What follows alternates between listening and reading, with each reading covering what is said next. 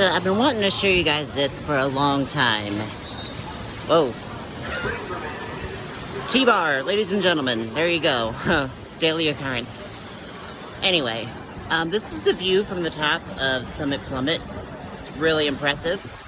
And you can see all four of the main parks from here. This way, you can see the back of Everest. There's the Tree of Life right there. And over here, you can see Pandora. Then if we go over this way, there is the Tower of Terror. And I think that is the back of Galaxy's Edge. Right there, yeah, that's Galaxy's Edge.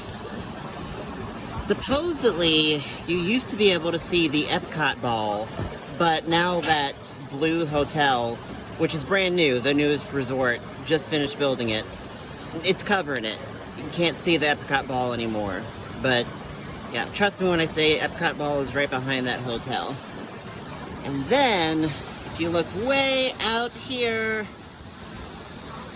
you can see there's Space Mountain right there.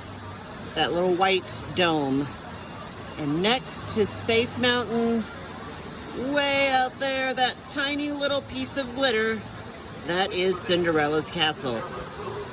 So yeah, it's pretty impressive up here. So I just wanted to share that with you guys.